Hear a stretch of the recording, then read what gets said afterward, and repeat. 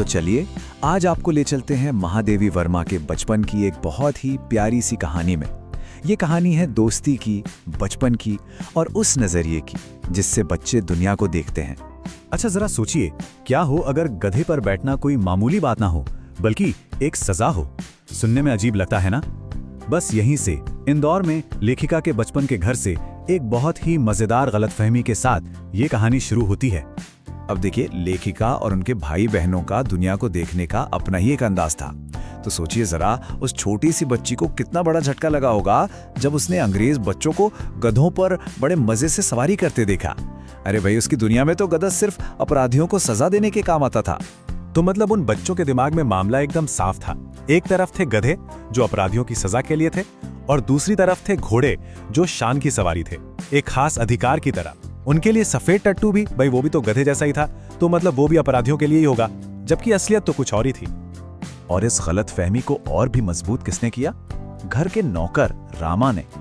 उन्होंने तो अपनी ही एक कहानी गढ़ दी कि अरे इन अंग्रेज बच्चों को तो सजा के तौर पर विलायत से गधे पर बिठाकर भारत भेजा गया है। बस बच्चों का यकीन और पक्का हो गया।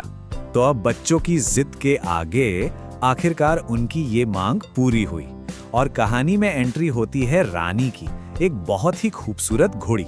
और हाँ, उसके साथ आया उसका साइज छुट्टन। और रानी थी भी क्या कमाल की। लेखिका ने जैसा बताया है, लगता है जैसे वो आंखों के सामने ही खड़ी हो। सोचिए, एकदम चॉकलेटी चमचमाता बदन, गर्दन पर वो लहराती हुई अयाल और आंखें तो जैसे बिल्कुल साफ पानी के कुंड हों, सफेद दांत, लाल जबान और वो पूंछ एकदम मोरछल जैसी, पूरा शरीर मजबूत और गठा हुआ। वाकई बहुत खूबसूरत थी वो। तो भाई, ऐसी खूबसूरत रानी से बच्चों को प्यार होते देर ही कितनी लगती। देखते ही देखते वो सिर्फ एक जानवर नहीं रही, वो उनकी दोस्त बन गई। वो भी बच्चों के साथ खेलती थी, कभी प्यार से हिनहिनाकर बुलाती तो कभी जमीन पर अपना खुर पटक कर इशारा करती कि आओ खेलें। और सवारी करने का भी बच्चों का अपना ही स्टाइल था। उन्हें वो काठी वाठी लगाकर बैठना बिल्कुल पसंद नहीं था। अरे असली मजा तो था रानी की नंगी पीठ पर बैठने में। उसकी अयाल को कसकर पकड़ लिया और बस हो गई सवारी शुरू। लेकिन जैसा अक्सर होता है, बचपन की ये बेफिक्री कभी कभी भारी पड़ जाती है। एक दिन यही मस्ती एक बड़े ही खतरनाक हादसे की वजह बन गई। हुआ ये कि महादेवी हमेशा की तरह रानी की पीठ पर उसकी अयाल पकड़कर बैठी थी। तभी उनके भाई ने शरारत में एक पतली सी छड़ी रानी के पैरों पर मार दी। बस रानी बेचारी डर गई और एकदम से सरपट भागने लगी, इतनी तेज कि महादेवी अपनी पकड़ संभाल नहीं पाई और जमीन पर गिर पड़ी। सब कुछ एक पल में हो गया। बचपन की एक छोटी सी भूल। इस हादसे के बाद महादेवी को कई दिन बिस्तर पर गुजारने पड़े, चोट जो लगी थी।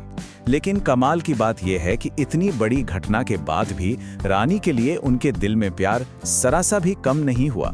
उनका रिश्ता, वो दोस्ती वैसी ही मजबूत बनी रही। चलिए अब कहानी के अगले हिस्से पे आते हैं, जो थोड़ा रहस्यमयी है। और ये किस्सा हमें दिखाता है कि रानी सिर्फ खूबसूरत ही नहीं थी, बल्कि बहुत ज्यादा समझदार भी थी। तो मसला ये था कि नानी ने सोने के कड़े दिए थे जिन पर शेर का मुंह बना था, और वो कड़े अचानक गायब हो गए। अब पूरे घर में हड़कंप मच गया, हर कोई उन्हें ढूंढने में लग गया। और असलियत क्या थी? असलियत ये थी कि बच्चों ने ही अपने खेल खेल में वो कड़े रानी के कानों में पहना दिए थे और फिर मगन होकर भूल गए। उन्हें क्या पता था कि उनकी इस छोटी सी शरारत से इतना बड़ा बखेड़ा खड़ा हो जाएगा। तो एक तरफ तो घर में सब परेशान थे, यहाँ वहां कड़े ढूंढ रहे थे, और दूसरी तरफ थी रानी। वो अपनी जगह पर चुपचाप खड़ी थी, बार बार हिनहिना रही थी और अपने खुरों से जमीन खोद रही थी। वो जानती थी कि कड़े कहाँ हैं और सबको बताने की कोशिश कर रही थी। और फिर महादेवी के पिता का ध्यान रानी पर गया। उन्होंने उसके इशारे को समझा और हुक्म दिया कि उस जगह की मिट्टी खोदी जाए। और जानते हैं क्या हुआ? कड़े वहीं एक छोटे से गड्ढे में छिपे हुए मिले। असल में किसी ने उन्हें चुराकर वहां दबा दिया था। तो इस पूरे रहस्य को सुलझाया किसने? खुद रानी ने। कहानी के आखिरी हिस्से की शुरुआत होती है एक बड़े ही प्यारे सरप्राइज के साथ। एक सुबह जब बच्चे उठे तो उन्होंने देखा कि रानी के पास एक छोटा सा बहुत ही खूबसूरत बच्चा था। रानी मां बन गई थी। अब बच्चों का दिमाग तो बच्चों का ही होता है। उनके मन में तुरंत एक सवाल आया, भाई ये छोटा सा जीव आया कहां से? और इस सीधे से सवाल का उन्हें मिला एक और भी सीधा लेकिन एकदम गलत जवाब। और जवाब देने के लिए कौन था? वही उनके भरोसेमंद सोर्स, रामा।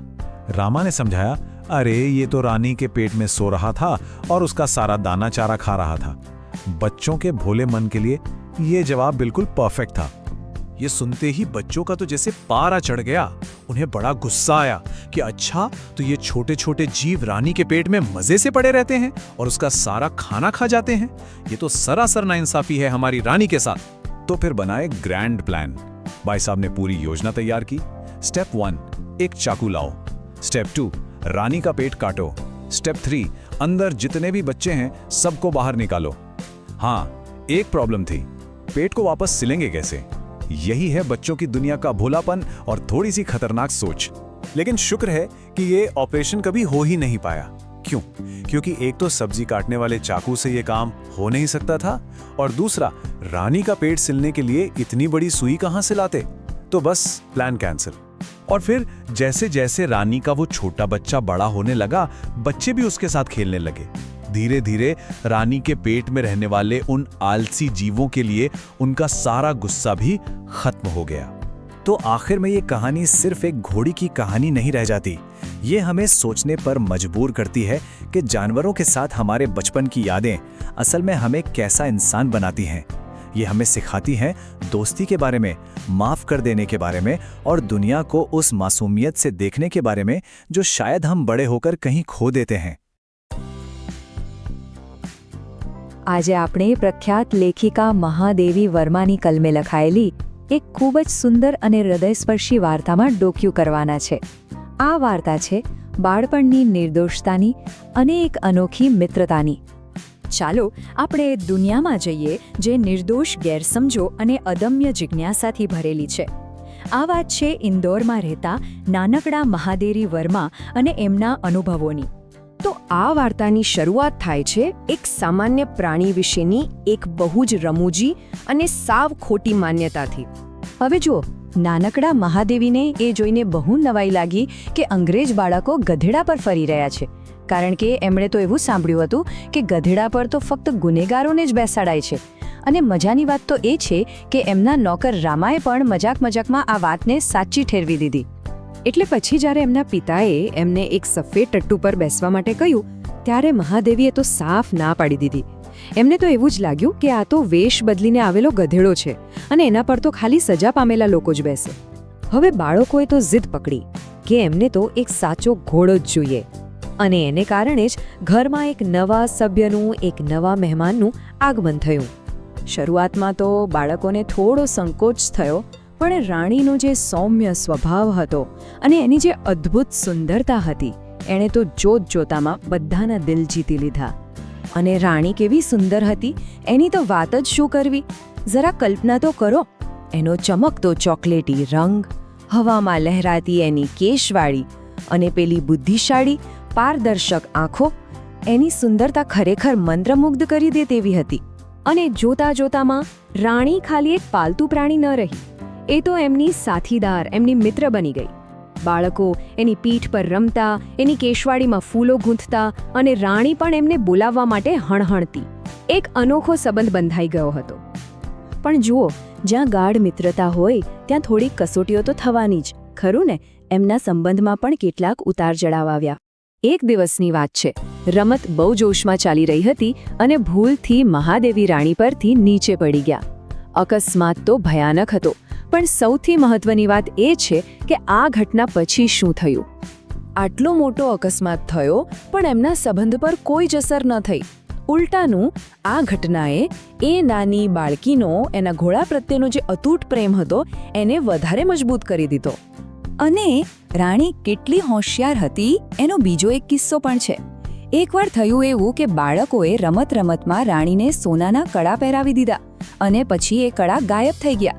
બધા શોધવા લાગ્યા, પણ અંતે રાણીએ જ ઇશારો કરીને બતાવ્યું કે એણે એ કડાને સાચવીને માટીમાં દાટી દીધા હતા।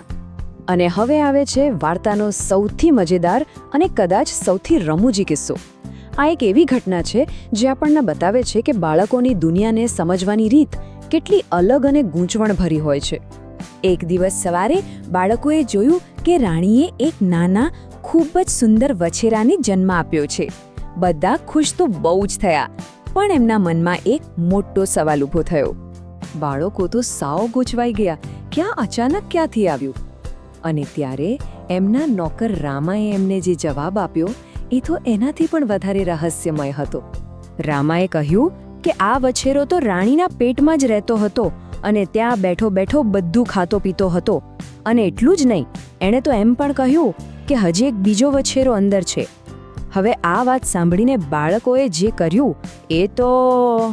હવે બાળકોને ચિંતા થવા લાગી કે બીજો વછેરો તો પેટમાં બસ ખાઈ પીને મજા કરે છે. એટલે એમણે એક જોરદાર પ્લાન બનાવ્યો. રાણીનું પેટ ચાકુથી કાપીને બીજા વછેરાને બહાર કાઢવાનો. એમણે શાક કાપવાનું ચાકુ પણ શોધી કાઢ્યું. પણ પછી અમને વિચાર આવ્યો કે પેટ કાપ્યા પછી એને પાછું સીવીશું કેવી રીતે? સામાન્ય સોય તો કામ નહીં લાગે. અને બસ આ એક વ્યવહારિક સમસ્યાને કારણે એમની આ સર્જિકલ યોજના પડતી મુકાઈ. તો બસ પછી તો પેલો વછેરો ધીમે ધીમે મોટો થવા લાગ્યો. બાળકો એની સાથે રમવા લાગ્યા અને રાણીના પેટમાં રહેલા પેલા બીજા વછેરાની વાત તો સાવ ભૂલાઈ જ ગઈ. એમની નિર્દોષ જિજ્ઞાસાને હવે રમવા માટે એક નવો સાથી મળી ગયો હતો. મહાદેવી વર્માની આ વાર્તા આપણને એ સમયની કેટલી સુંદર યાદ અપાવે છે નહીં? એ સમય જ્યારે દુનિયા સરળ સત્યો અને જાદુઈ ખુલાસાઓથી ભરેલી લાગતી હતી. અને આ આપણને વિચારવા પર મજબૂર કરે છે કે બાળપણની એવી કેટલીય માન્યતાઓ હશે જેને આપણે ક્યાંય પાછળ છોડીને મોટા થઈ ગયા.